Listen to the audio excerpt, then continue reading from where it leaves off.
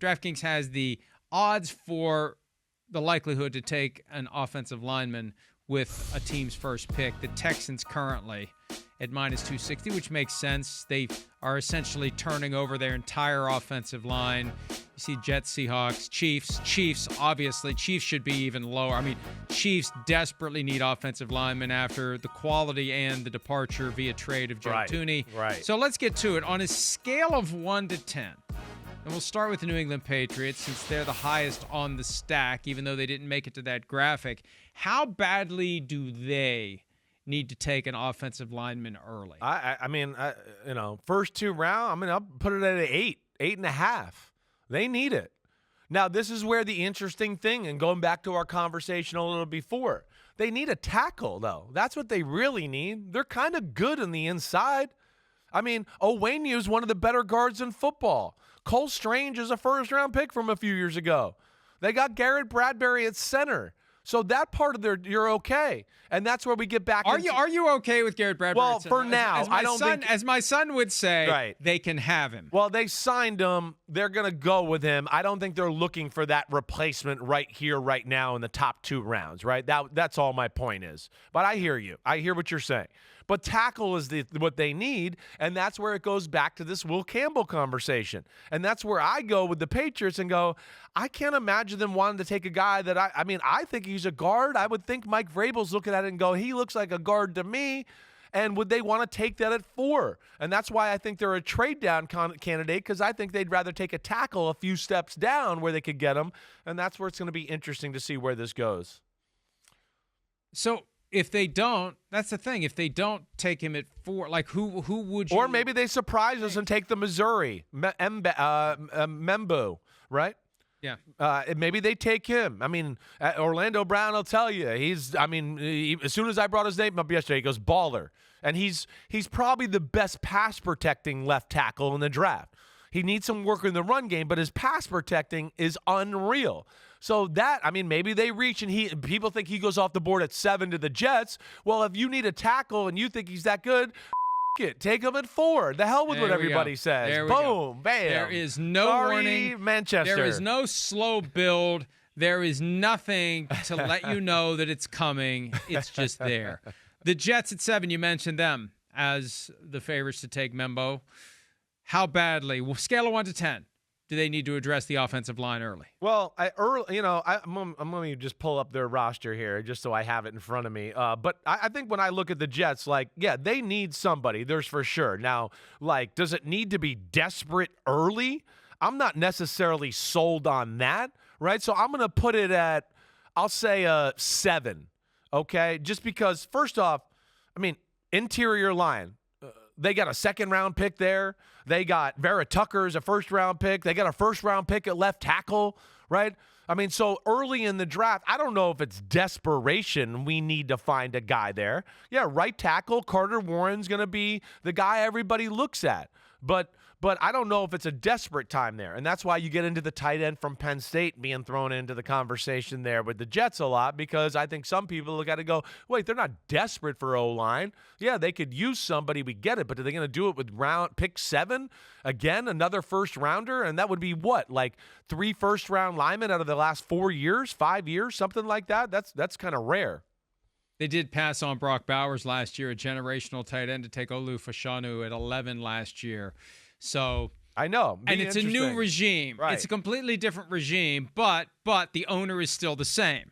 And when they're in the draft meetings and they're talking about this and talking about that, at some point Woody Johnson or one of his 2 teenage sons is going to say, last year we didn't take Brock Bowers and we took an offensive lineman. This year, should we take an offensive lineman or do we pass on another tight end who may end up being every bit as good as Brock Bowers? It will be tough for them to do it again. Yes, it will be. It will be. And I as you've heard me say, right, I think that this kid here might not be quite the route runner Brock Bowers is. He might not get all the receptions, but he's going to be more of a big play guy. He's more dangerous with the ball in his hands. He is phenomenal when it comes to that type of stuff, and that's where there's really value in him. He's a big-time playmaker that you find at the tight end position. All right. We got to get moving here because Pete put a lot of teams on this list. Pete, did you put every team in the league on this list? Here are the 49ers. 49ers. They have the 11th all pick. How badly? Scale of 1 to 10. Do they need to go OL early? Well, I'm going to go like 6 because there's two things at play here. Shanahan's a master of the O-line. He's, as we always know. And they always, kind of like running back, they always have guys where you're like, I don't know who the hell this guy is, but he's starting for them, and damn, he's blocking, and look at the damn holes in the running game, right? But I do still think there's like, they got to think a little bit here. I mean, Trenton Williams is coming to the end, so you got to worry about that. They got a guy that right now is penciled in, Ben Birch at left guard, where you just go, I don't know really what he is, or can we stand on that? So I would expect first 3 rounds, they go there. I don't think they're desperate, right? So maybe I should say 6.5. I'll say that for the 49ers. They need a future left tackle. They need a future left tackle. How long is he really going to be there? I'm surprised he keeps going and going and going, and at some point he's just going to go away, and that's going to be it. Orlando Brown, just so you hear this, right, on my podcast, he thinks that the kid from Ohio State, Josh Simmons, reminds him of Trenton Williams. He tore his ACL last year, so that's kind of why he's not being put in the top 10, 12. If you watch his film, Mike, he's probably the most talented lineman in the draft, but the injury's going to hurt him. And I don't know. Will a team surprise us and maybe take him? Would the 49ers take him, right? I think the talent's If Trent undeniable. Baalke was still there, they would. He only drafted guys with torn ACLs. Right. You're funny. Not. You're funny. All right. The Seattle Seahawks at number 18, they have not had a good offensive line, I don't know, ever, at least not since Walter Jones retired. How badly at 18 do they need to go offensive line? Badly, like 9. I mean, they got to do something in the first 2 rounds. You said it right. I mean, really, since the Legion of Boom days, they haven't had a good offensive line. We've been talking about their offensive line trying to get better for the last 7 years. We have. It's an issue.